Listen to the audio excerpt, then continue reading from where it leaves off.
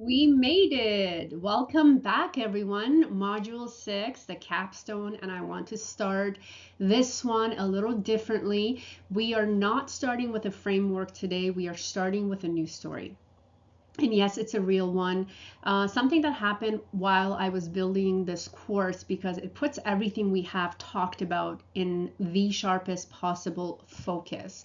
I picked up an article recently about Anthropic, and if this is the company behind the Claude artificial intelligence system. The article described a warning Anthropic had issued about its own AI agents.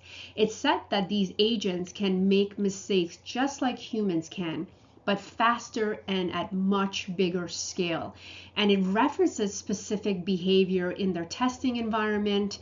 Now, here, where we started doing actual governance work, because before I used any article to make a point in a course that is built on evidence.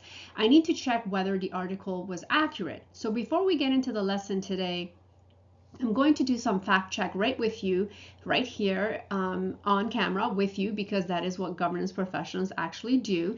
Now, if you notice, I've turned my camera off because I got a few feedback. People were saying it was distracting. Thank you for feedback. I'm always open to constructive feedback, and I'm sorry if I talk with my hand. This is just a habit. I know I have to work on it, but it's just a comfort thing for me. But nevertheless, I wanted you to think about some of the context we're going to be speaking. And this is the last module in our series. And the next one I will be going on about will be focusing on positive psychology and its retro contributions, direct contribution, indirect contribution in working with AI.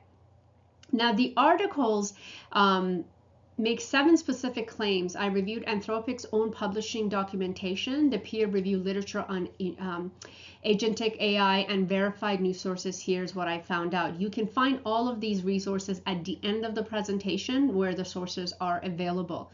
One of the claims Anthropic had made warned that AI agents, again, can make mistakes like humans do, but at a larger and, of course, faster scale.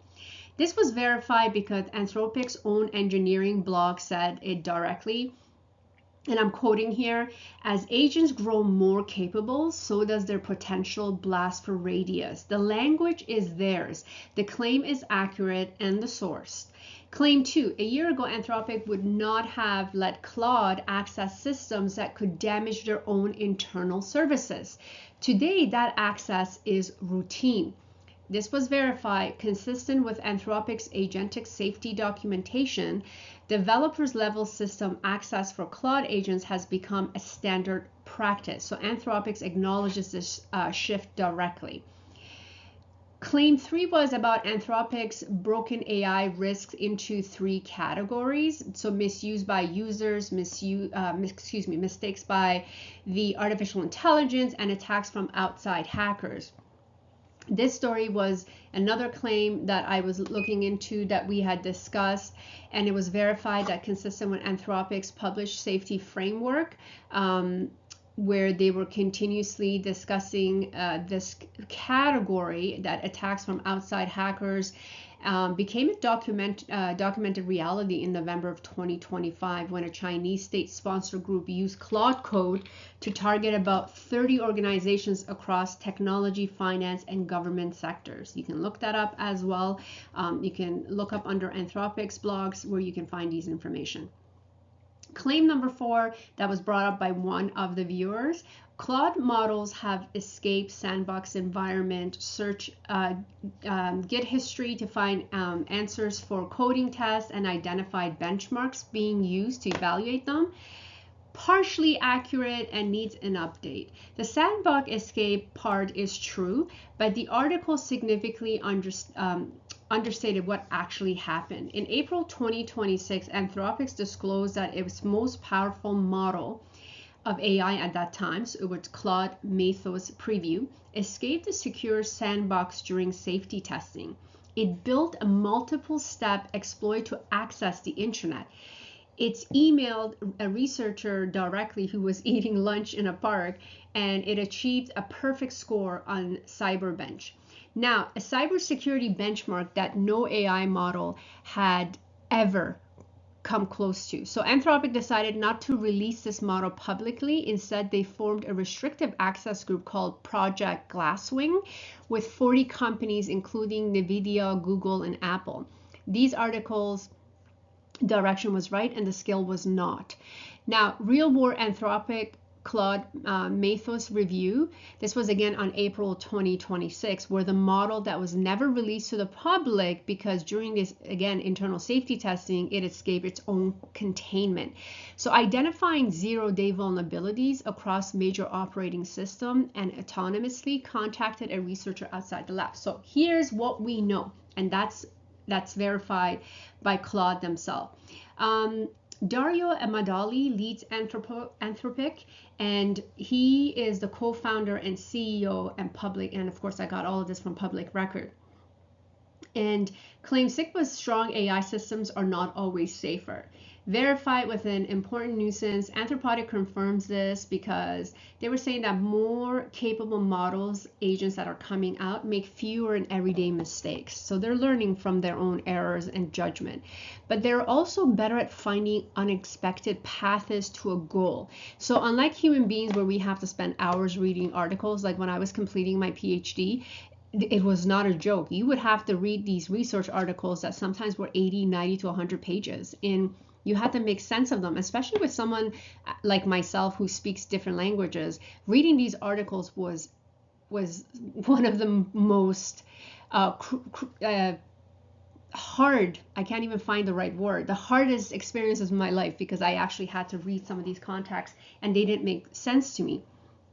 So whether we think it's true or we don't think it's true, Anthropic is literally telling you that these products can become a potential risk hazard if not monitored. And this is why this AI governance course is so important. And this is how we can explain some of the context when we are discussing it. Now, what does that essentially mean? What are we looking to understand? And it's exactly what you are going to be building in this module matters.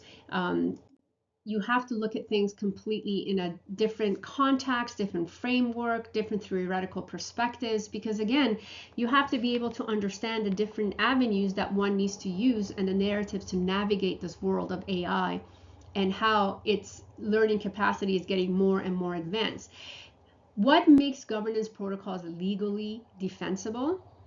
And you making a product and putting it as draft to be used? Absolutely no. Sometimes people will say, well, we need this product up and launched and we can go ahead and utilize the current policy that you have in place. We'll use it as draft until we agree and confirm with all the contents. Absolutely not. You are liable. Think about what we just looked at. An AI model operating with a developer level system access, executing action at a machine speed, finding zero-day vulnerabilities, escaping its own containment environment. And the question I want to ask you is not a technical one. The question is, if something like that happened on your watch, what would you have in writing? What would you do? And you need to explain this stuff proactively before it actually happens.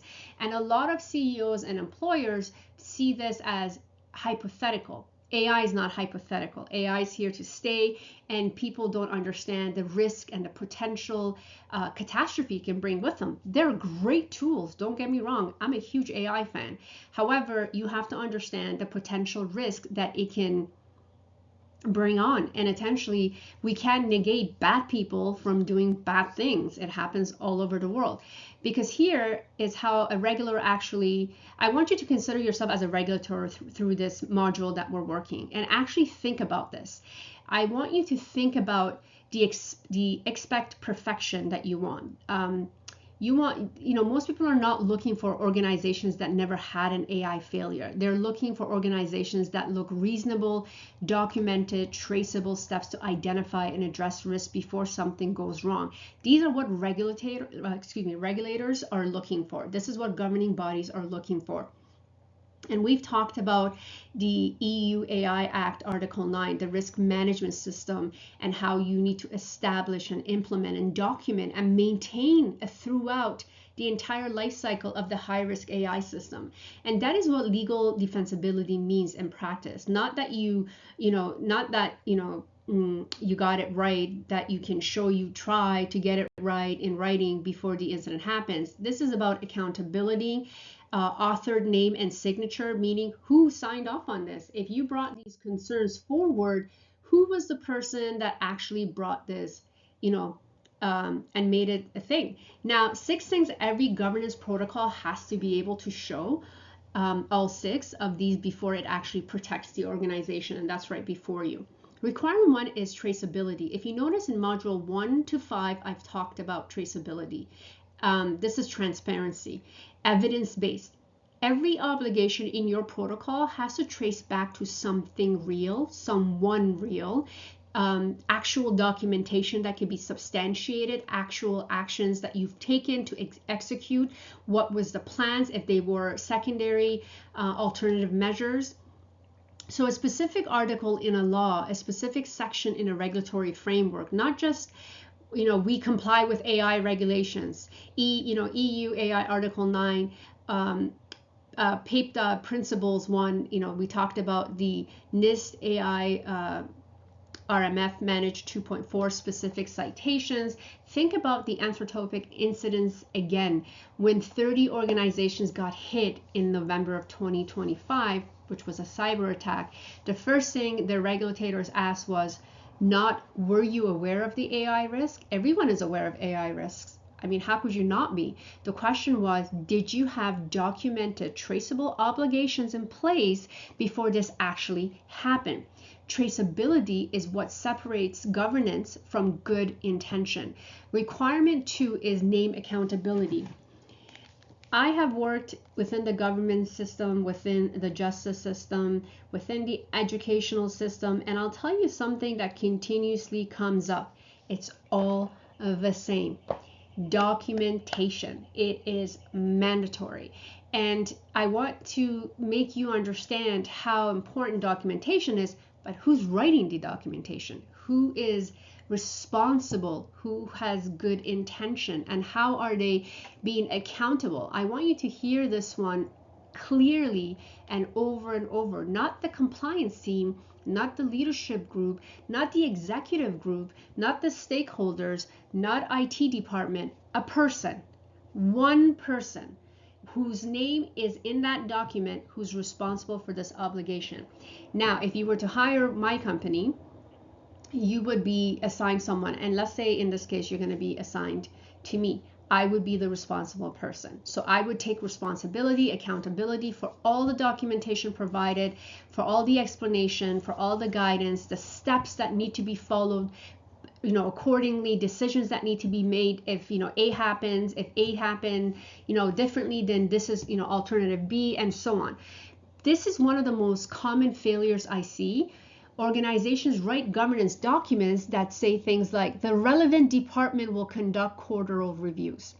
What is a relevant department? And then the relevant department never does, because no one person ever believed it was their job. It's not my job, right? PIPEDA talks about the principle 1, which we talk about the Canadian law that requires this. It's not the best practice recommendation. It is a statutory obligation.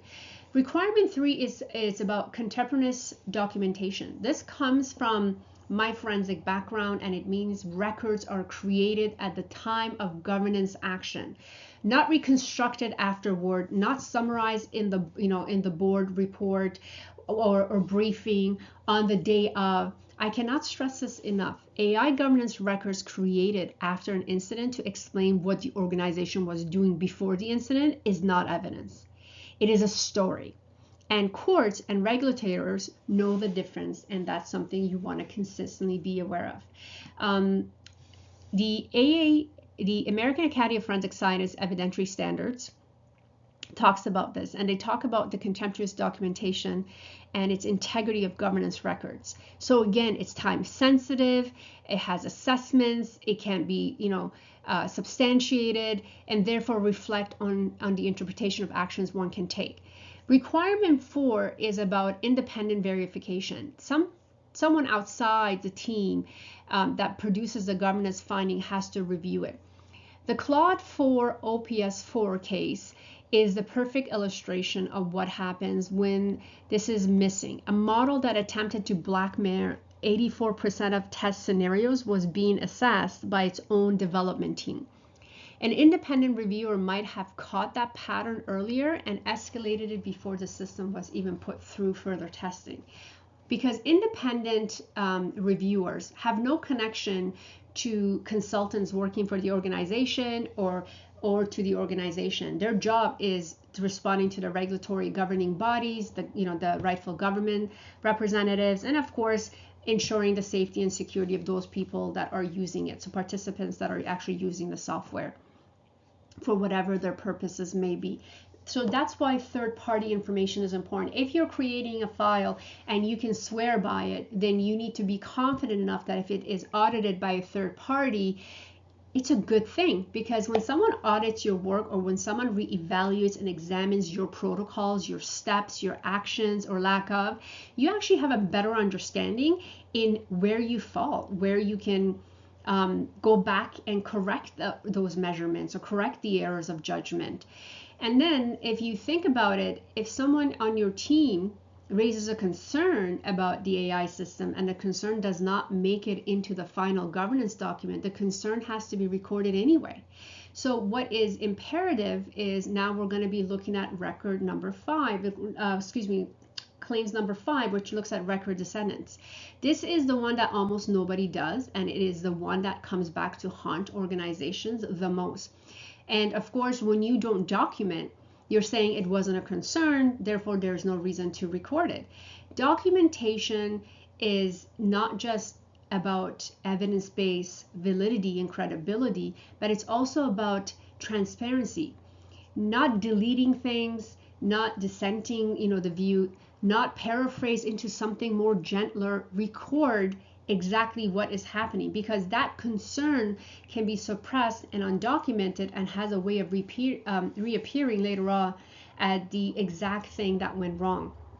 And when it does, the question becomes, did anyone actually raise this question in the past, and how did the follow-up question was reacted to? How was it addressed? How was it dealt with? What happened to that concern? How do we deal with it? So therefore, this is why it's important when you follow these 6 steps, you really understand your actions. And I've said this before, if you stay silent, you are not going to be, excused from your actions in this governing body or in this committee. Well, I don't have a say. Yeah, you do. You have a say, and if you don't say it, you are responsible. And if somebody seriously harms themselves, I'm sure you've heard of the case. I won't mention direct names because I haven't done further research on this, but recently someone was discussing someone's child who has has become fascinated with an AI character in a game, and this we'll call this game Yuki, and this character has become a significant character for this young child, where the child is seen continuously speaking and expressing themselves to. We know how this world is. We know that children can be cruel at a young age. We've seen bullies from all ages of categories. I mean, I see it every day with my nieces and nephews when speaking to my sibling about their growth and development at school. So this is why it's imperative that you take these records seriously and document time, date, who did you speak to, what happened, what steps did you take, if someone was involved in contributing, what did they do, where is their results. What you're doing is, you are not, someone said you're whistleblowing or you're snitching. No, you're not snitching. There's no such thing as snitching when it comes to protecting human rights before the AI is actually governed and launched. Like, that's just insane. However, everybody's mindset is different. Now let's go to requirement number 6, schedule review. Governance is not a one-time event. Your protocol needs a review date, a specific date, not annually, not as needed. December 15, 2026, owned by a named person, because the AI regulatory environment changed significantly between January to May 26. I want you to understand that AI is rapidly growing, developing, and becoming more and more intelligent. So therefore, a protocol written in 2022, 2023 that was never reviewed is now 3 years out of date. And yes, very out of date. And of course, there has been so many different significant changes that we are seeing. So be mindful of what we are talking about. I like you, when you have some opportunity, you can, pause this and actually look at the questions. When you're looking at the questions, the goal here is to really focus on your explanation as to how you can perceive. So pick an AI governance document that exists in your organization right now, let's say hypothetically. Apply the 6 requirements to it and go through them one by one. Which one will pass? Which one will fail? The gap is not a finding for a future project. The gap is what you're going to fix in the module starting today. Second, the requirements of 5 is the one people struggle. That's record descendants. We talked about it just recently, if you have already forgotten. And think about the last time like someone in your organization raised a concern about, let's say, not just an AI system, a technology system, and it didn't go anywhere. And you'll hear people say, oh, I've raised questions, but they don't deal with it. It's not a priority. And here's the thing.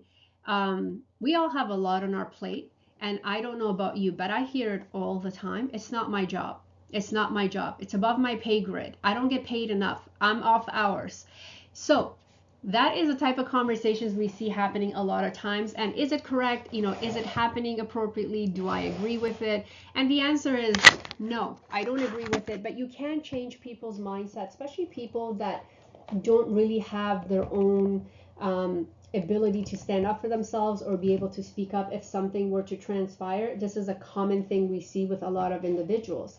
So therefore, I want you to always remember why these things are important and how we are going to address it, not how you are planning to address it. And of course, you can be certified in these areas and you may think, okay, I know enough, but even someone like me that works in this environment continuously has to do courses, continually has to update myself in order to fully understand. Now, the IAPP AIGP framework operational, and this is AI governance that we are talking about, and IAPP is the International Association of Professional People, so you be able to do a certificate. Now, to get a certificate from them that is credible globally, you're looking about $1,000 or more, plus the examination fee. And of course, everything is done online. It doesn't necessarily mean that everyone can do it and everyone can pass it, but the IAP Artificial Intelligence Governance Professional looks at the framework that can be translated from certification knowledge into a practical AI governance. And of course, the protocol inside an organization. So the main idea here is AI governance is not just ethics or principles.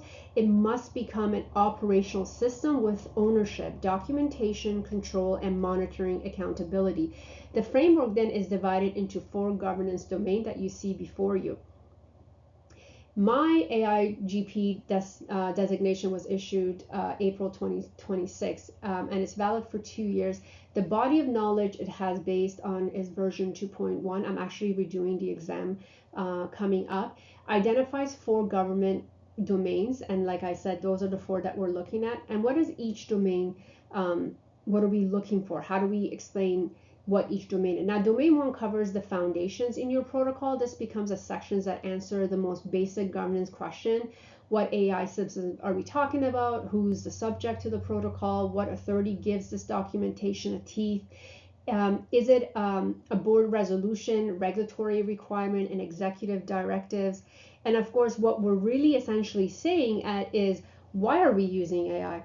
Which system exists? Which governing agents exist with us? Who controls them? Who's accountable? Who's affected? Your organization protocol should define these aspects. And if they're not defining them, think about what happens to the organization that got hit in November of 2025 because Claude Code attack. Some of them spent their first hour of the incident just trying to figure out what AI systems they had and who was responsible for them.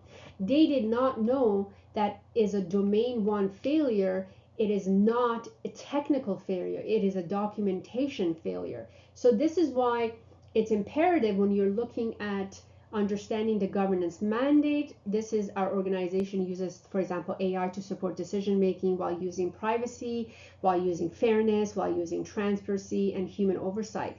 The organizational scope looks at identifying the use of the system, the departments that are involved, the data sources, the external stakeholders, and the tools, employee screening algorithms.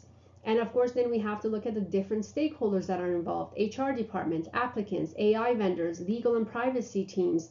And then you look at the authority members, chief AI officers, privacy officers, compliance committee officers, and so on. So what this does, it allows you to really see a broad map that is, mapped out for you. It's articulated step by step and shows you who's responsible. And that is the defined roles and responsibilities of AI governance stakeholders, because it really does establish a cross-functional collaboration between all the departments, the stakeholders, to create and deliver a training and awareness program to everyone that's involved, not just the stakeholders. Domain 2 covers the legal and regulatory landscapes in the protocol. This is a section that lists every actual legal obligation that applies to that organization or to your organization. Not a general acknowledgement that AI regulation exists, but a specific role for each obligation. And this is covered in Article 9 in the European Union AI Artificial Intelligence Act. And then you can also see it in PIPEDA principle number 4, that specifics back dates from the EU Digital Anonymous that we cited previously.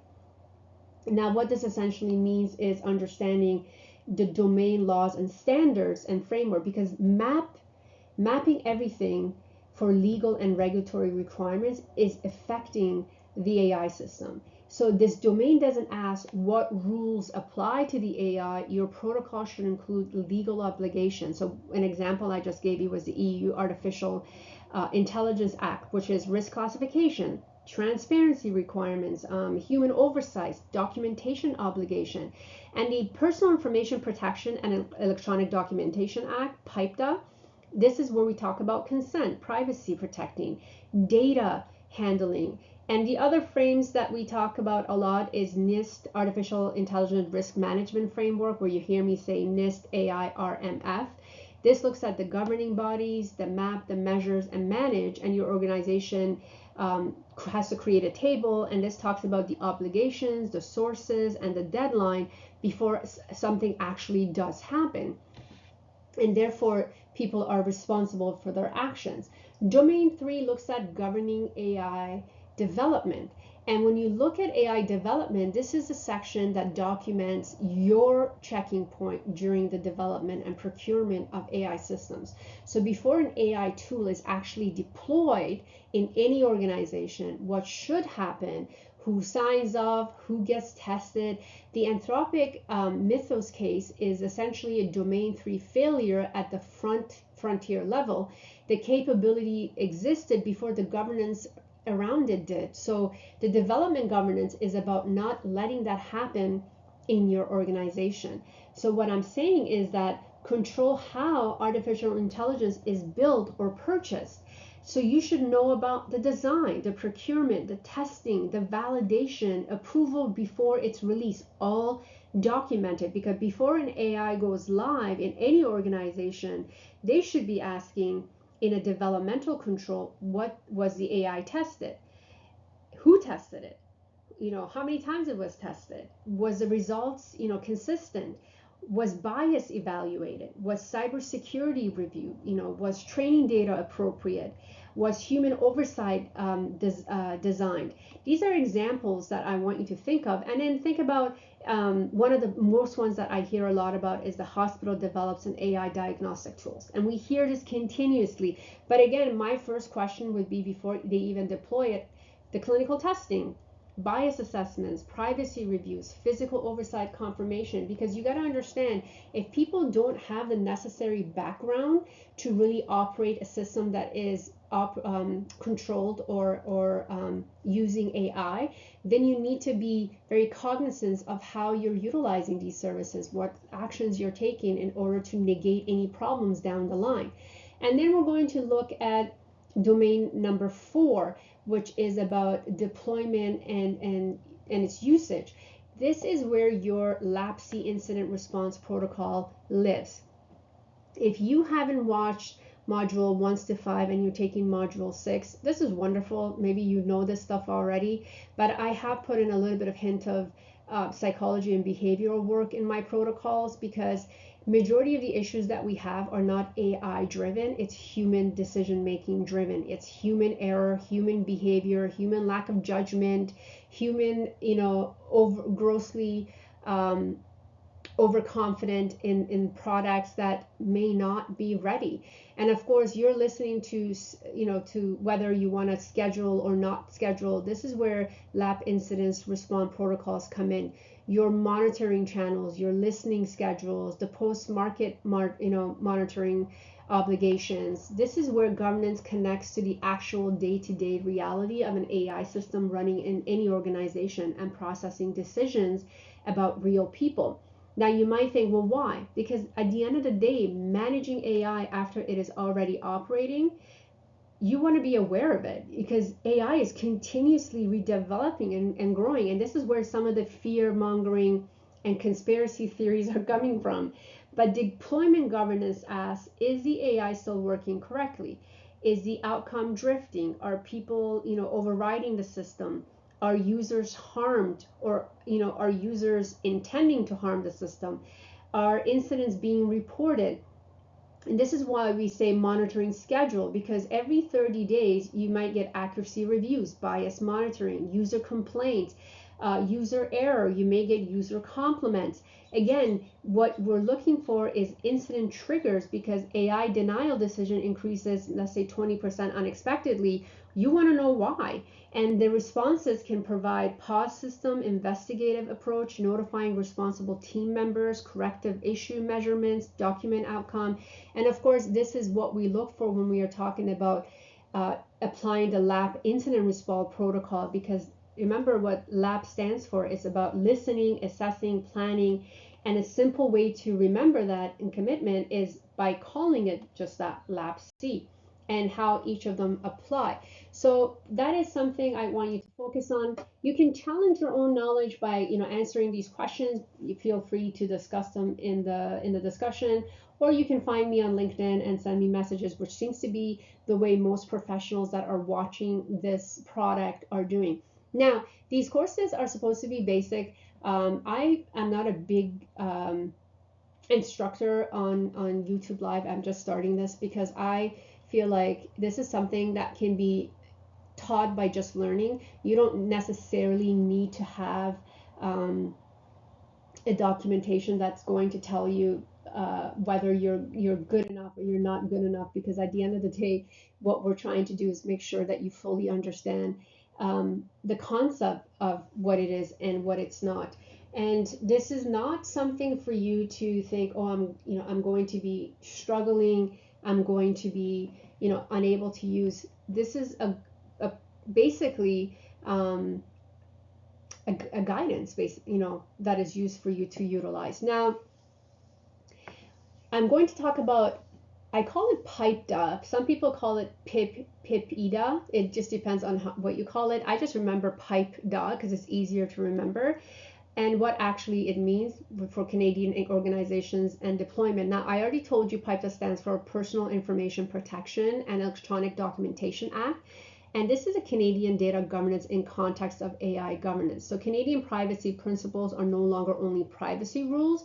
When organizations deploy artificial intelligence, each principle becomes an AI governance control requirement mandate that has to be documented, that has to be assigned to someone, must be monitored on a regular basis, and it has to be auditable, meaning that if a governing body comes in, they have to be able to use it.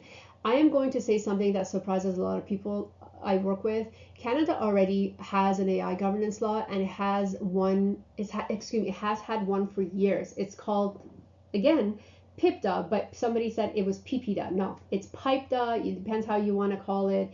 Now, I know you might be thinking that PIPEDA is a privacy law and not an AI law, and you are right that it was written before AI was the dominant data processing context, but it's 10 fair information principles that was created, 10 specific governance obligations for organizations using AI to make decisions about people.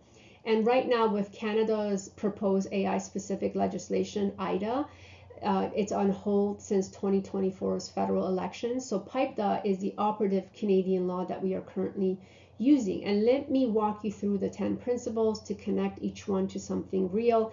Principle 1 is about accountability. So the question is, you need name and person that are responsible for PIPEDA compliance. In the AI context, that person is responsible for making sure your organization's AI-related data processing allows the law. This is not a general governance sentiment. It is a statutory requirement, and it is the Canadian legal foundation for a name accountability requirement that we covered in lesson 6.1 earlier. Now, the accountability, as I've been saying it over and over, is who owns responsibility for an AI system. So an organization has to designate someone responsible for an AI governance and privacy compliance. Now, what we mean by implication, or what you cannot say, is the vendor created the AI, so the vendor is responsible.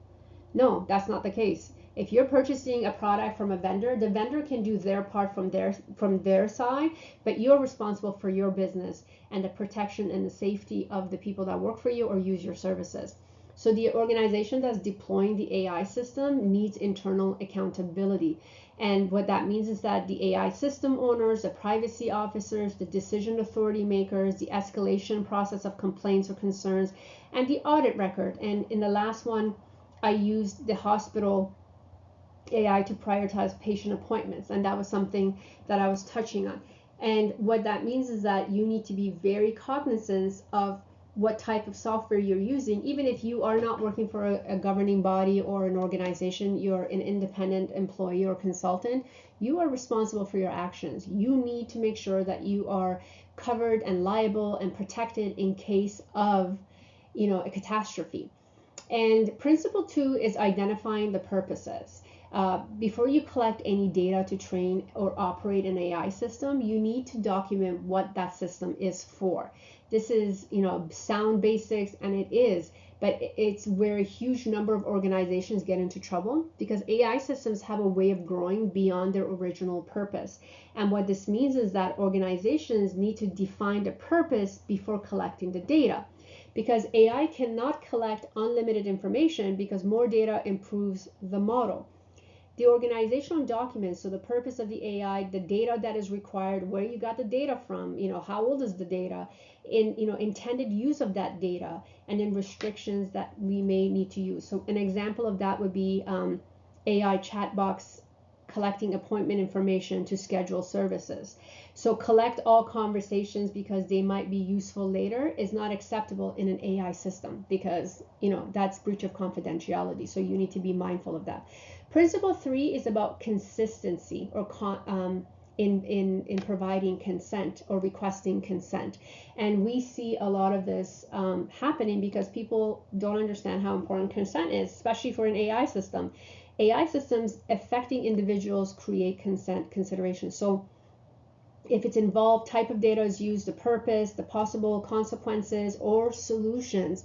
So when an AI system makes a consequential decision about someone or a group, then those people have to understand why these decisions were made as a result of what. This becomes especially important under the EU digital Omnibus purpose changes to the Article 22 that we talked about, automated decision making. I think it falls under the GDPR Article 22.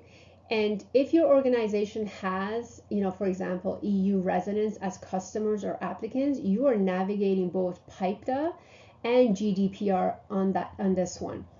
Principle 4 is about limiting collections. So your AI training data should be limited to what actually necessary for the document purposes. So the EU Digital Omnibus reinforces this with its purpose for GDPR amendments, requiring organizations to really demonstrate necessities and proportionately when using personal data for AI modeling. AI model training. So Canadian organizations face the same obligations under Principle 4. Now, you might think, well, why does that matter? Why do we need? What we're saying is that, are we collecting only what is necessary? Are we collecting what is accepted? Is this something that we need to be concerned about? And this is the principle that we're looking at when you're talking about collecting information. You're looking at education, qualifications, experience, for example, are some of the ones that I want you to use. This connects directly to the data minimization, and one of the main purposes I want you to think about. Principle 5 is limited using, disclosure, and retention. This works alongside Principle 2. The purpose you document and collect data has to match the purpose in production. If your system starts doing something it was not designed to do, you have a Principle 5 problem. And combined with Principle 2, these two create the PIPEDA framework for governing AI scope drift. What does that mean? Are we controlling what happens to the data afterwards? Organizations need to define how the data is being used, who's accessing it, so name, job title, the date and time, and how long it was stored, when it was deleted. Because the risk is a model trained for one purpose can get reused for another without a review. And this could be, for example, data collected for customer support should not be automatically become marketing products training for data without proper governance. So therefore, that's why we have to be constantly aware of our actions. Accuracy. If an AI system makes a decision about it, not just individuals, but groups or its participant, it has to be validated for accuracy. I cannot stress this enough. AI systems affecting people must be tested. Must be. This is not negotiable. This is not, well, we can, no. If your company says we'll look into it, and no, if you're working in Canada, and we are under the British Commonwealth, so you need to constantly remember that a lot of our actions do measure or mirror of let's say the British common law. Not let's say, it's a matter of fact. So together we can create what I would say is accountability stack. And what does that actually mean? It means for validating testing, performing monitoring biases, and error reviews. Because if you are an organization that not only works in Canada and US, but you're also working in the European Union territory, you're going to be responsible for a lot of other decision makings that may potentially harm populations in that continent. I also want to remind you that China and South Korea also have their own AI governance, and it's actually, we'll be discussing that in another set of modules that I will be introducing. And what does that mean? Here's the finding that really I want you to focus on when we are talking about accessing limitations, but challenging compliance. When you are challenging compliance, you want to understand what it means. Now, I skipped safeguards because I just want to talk about challenging compliance. You are going to be facing a lot of obstacles if your AI protocol design is not in place. So therefore, when we are talking about governance, we want you to understand not just a technical need and an administrative, but also the human aspect or the potential risk to the humans that you need to be safeguarding as well. So let me go back to safeguard now, number 7. And safeguarding, one of the things you're going to look at is not just understanding the safeguard aspect of it, but what it is. Safeguarding is about organizational need, and of course, administrative responsibility, accountability, transparency, and control.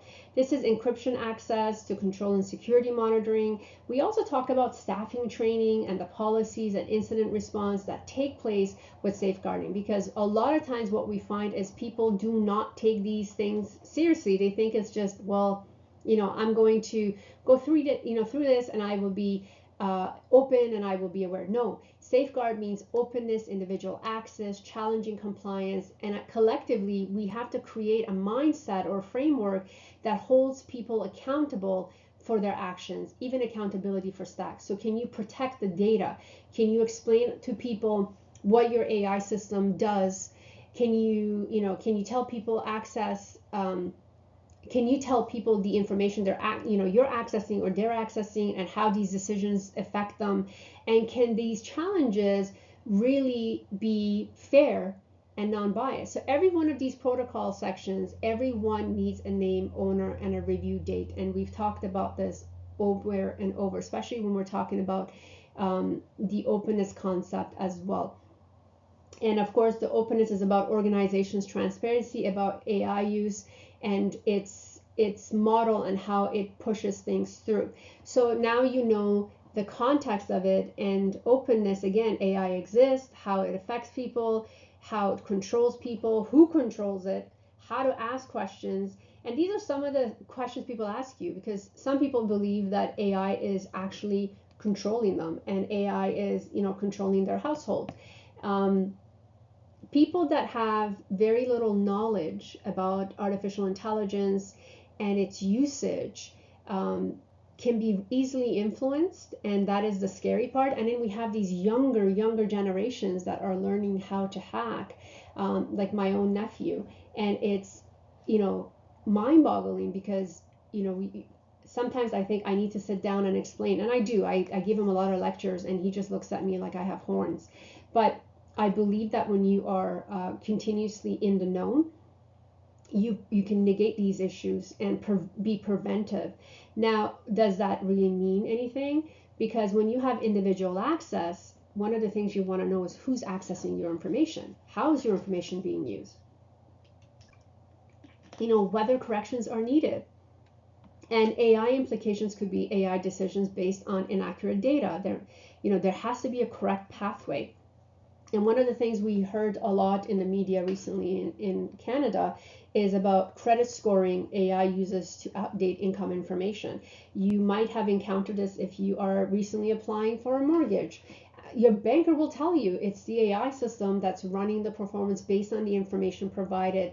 Of course, each AI system is going to have a plugin system that works directly for that particular organization to identify, risk factors or persons that may be risk in providing loans. Again, that is something that we have to be aware of. So a person should have the process to challenge accuracy, so an appeal process. And finally, we're looking at the challenging compliance that I touched on earlier because it is so important. Organizations require document complaint process. So providing not only for your staff, but also the individuals that are using your service. So a person denied a service by an AI supported decision making should know who to contact. They should have a review of what happened, what is going to happen, what is the alternative, and how these errors are corrected if, for example, it was a mistake.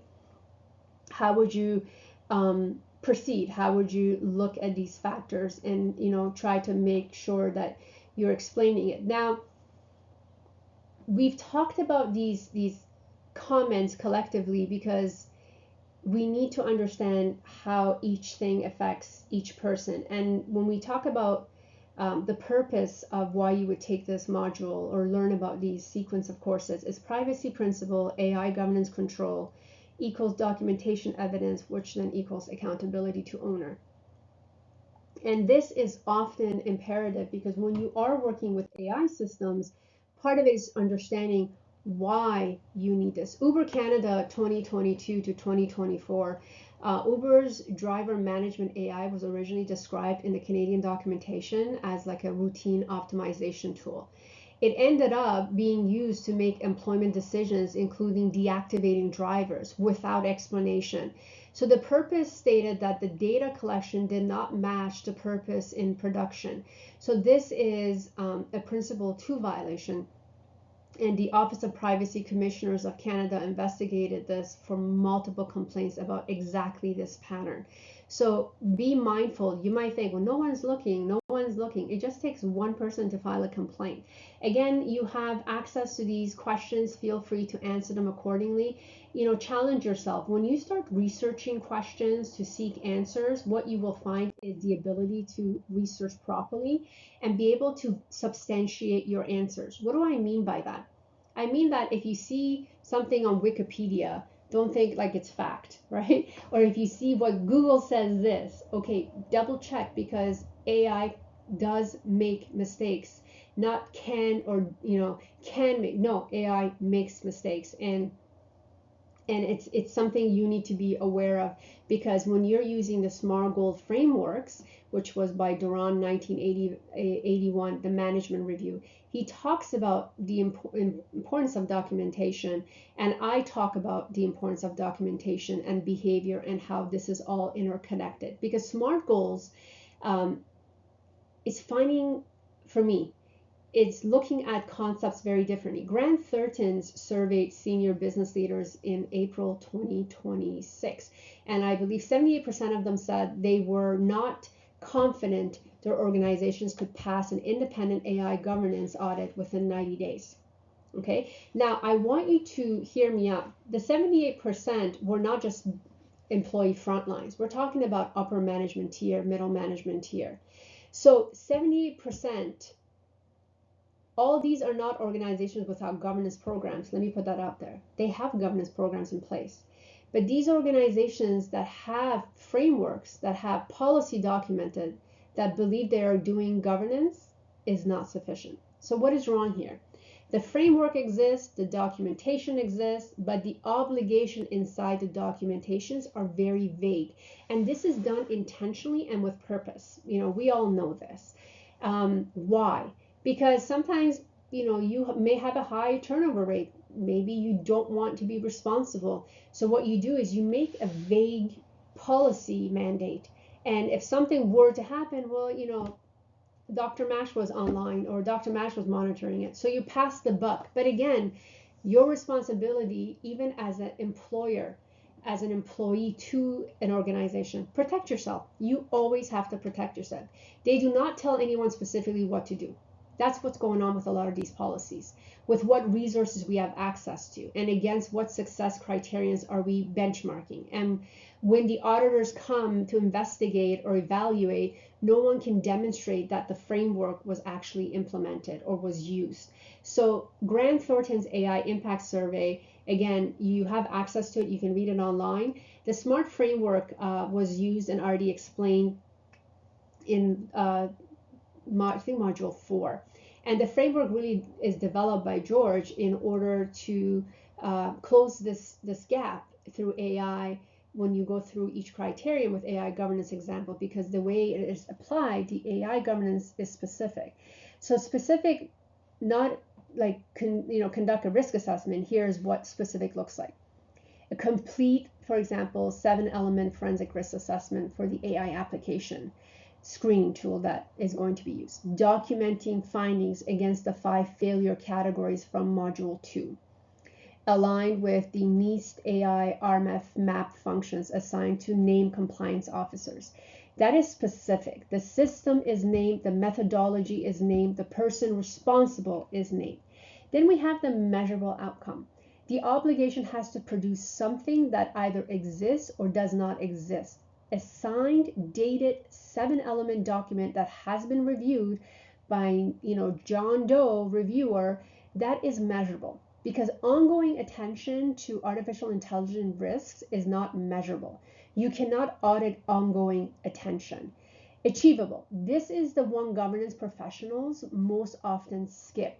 If the obligation cannot be met with the staff, budget, and time availability, it should not be in the protocol. A protocol full of aspirational obligation that nobody has the resources to meet is worse than a short, honest protocol. It creates a paper trail of not only comments but commitments, but also that were never intended to be kept. Don't make promises you can't keep in those protocols. And then we look at relevance. So every obligation in our protocol has to trace back for specific regulatory requirements or AI document risk finding, not to the general importance of AI governance, because we talked about the European Union AI Act requires documentation risk management throughout the AI system's lifecycle. And because our applicant screening tools in most cases is classified as high risk under Annex 3, most people are using them, right? Applicant testing, the following obligations apply. So this is relevant because Article 9 of the EU AI Act talks about the importance and the mandatory of documentation, because AI is important. It is important. and it needs to be, documented. It needs to be transparent. And then we look at time bound, a specific date, not a quarter, not a physical year, a date. The EU Digital Ombudsman gives us two specific statutory backstop dates to build around, and right now the next one is December 2nd, 2027 for Annex 3 high-risk systems, and August 2nd, 2028 for Annex 1 systems. Those are the dates your most critical obligations should be structured around. And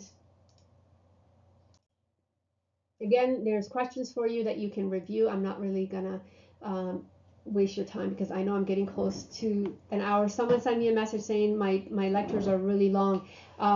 These lectures usually take me about 15 hours to teach, but I am condensing them for you. And sometimes I even lose my train of thoughts because there's so much more to say to you. But again, most people that come on YouTube are coming for a fast lesson and not really a more structured information. So monitoring, reviewing, and building a protocol that stands currently and is productive and is meaningful. Let me tell you what a governance protocol that is never reviewed actually is. It is a photograph. It captures what the organization knew and committed to on a particular day. And then the world changes, the regulation changes, the AI system changes, new incidents get disclosed, and the photograph just sits there increasing out of date data, meaning dust. Think about how much changes between January 2023 and May 2026 has come. The RMF was published and expanded, and then the EU AI Act entered into the force, and then the EU Digital Ombudsman proposed the restructure of compliance timeline, and the OWASP came, Agent AI for top 10s came on, I think, December 2025, and Anthropic disclosed the Chinese state-sponsored attack in November 2025, and then the Mythos sandbox escape in April 2026. An organization whose governance protocol was, last reviewed in 2023 has a protocol that predates every single one of those developments that I just told you about. That is not an adaptive governance. That is what I call a museum piece. So 3-layer monitoring architecture in this lesson is how you keep your protocols alive. And the first layer is continuous monitoring. These are the 5 listening channels for module. 3 output monitoring, user single capture, override, rate tracking, complaint pattern analysis, regulatory horizon scanning. Each one has a name and an owner. Each one has a review schedule. These are not good ideas for when you have time. They are assigned, scheduled, documented obligation that you need to complete, meaning that if you have other responsibilities on June 7th, that is your job all day to conduct.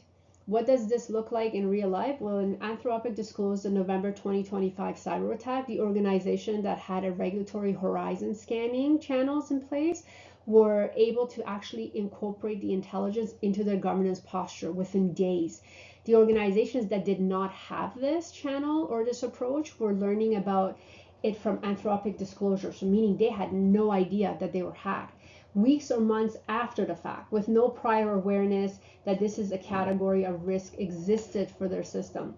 The second layer is periodic reviews scheduled, so this is non-negotiable, quarterly reviews for high-risk AI systems, and annual reviews for full protocol against the 6 defensibility requirements, and of course biannual regulatory scans. So post-incident reviews within 72 hours of any tier 2 or tier 3 events or incidents. These are protocol commitments and not calendar day suggestions.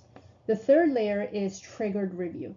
This one is about the unexpected, any new legislation, any modification to a governed AI system. Anytime a system is used for something it was not designed to do or for its purpose, any significant disclosure from peer organizations or from AI vendors, these event triggers an unscheduled review.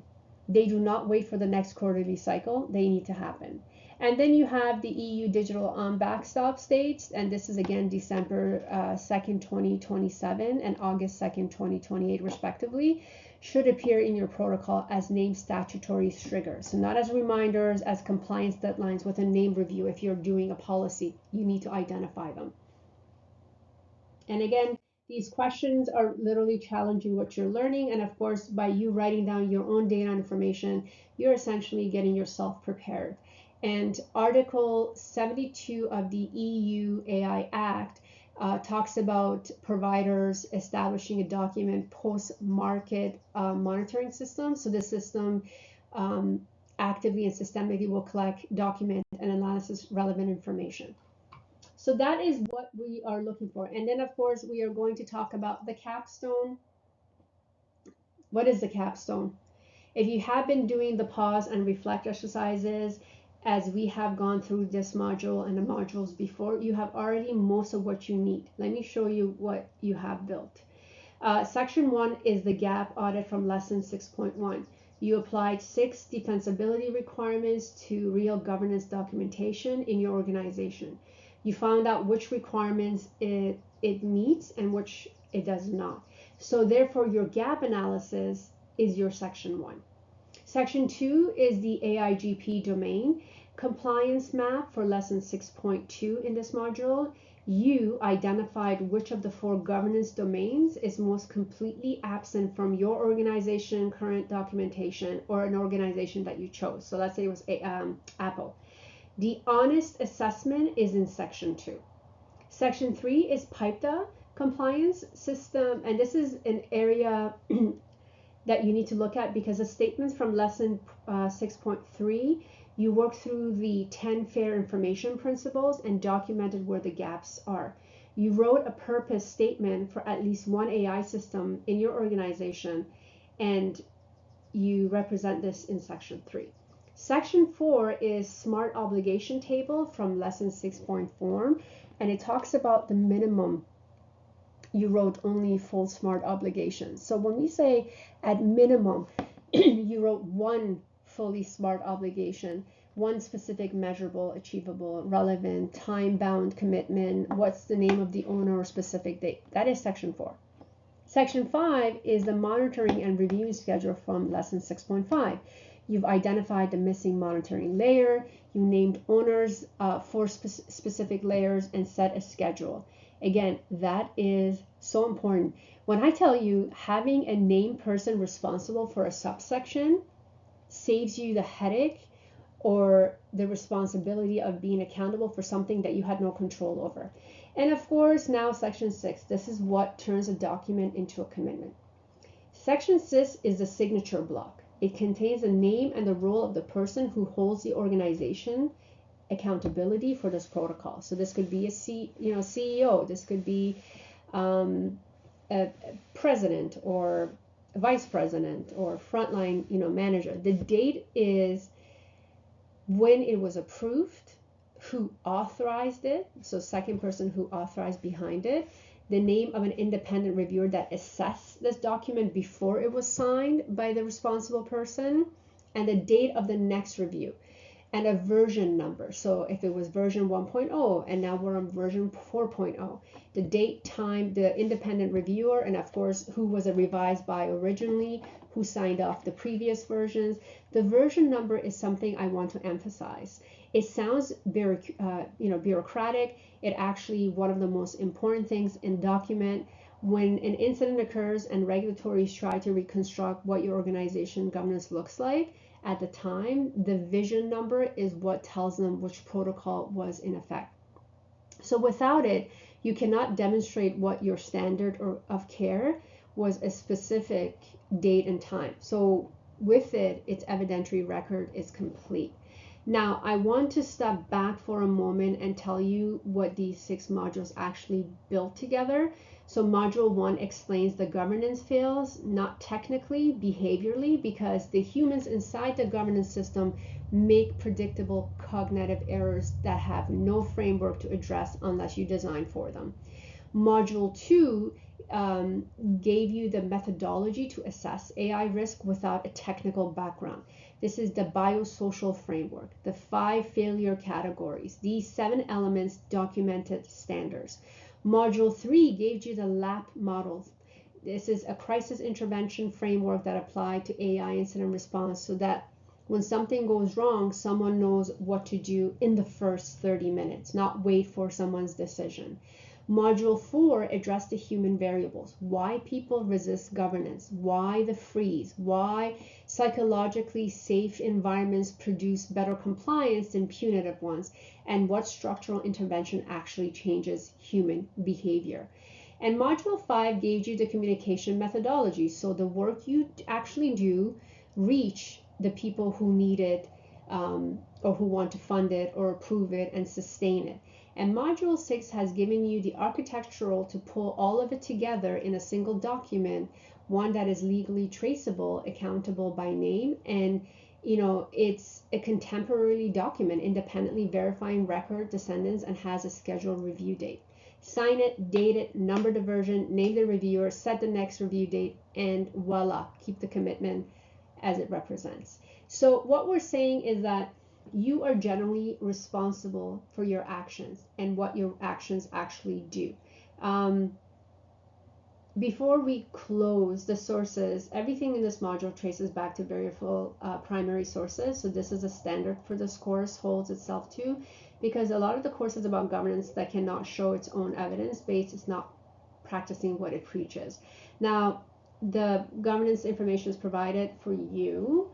Actually, let me move over, which you have all your source information. Feel free to, be able to go on to Google. I always say, if you have access to MIT blogs, it would be great if you can access EU digital documentation. These are all free and available for you on the internet. You just have to be a good searcher. And if you don't have that, you don't have the energy, just send me a message and I'll send you the documentation.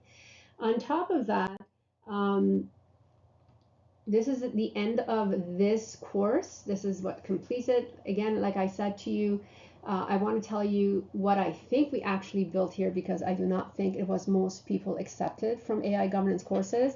Most of AI governance training gives you the framework, and frameworks are useful, but frameworks do not govern anything. People govern things. People with names and roles and authority and review dates and document commitments. That's framework. This course was always about the human inside the governance system, not the governance system itself. We start with questions of why governance fails, and the answer has it's not technical.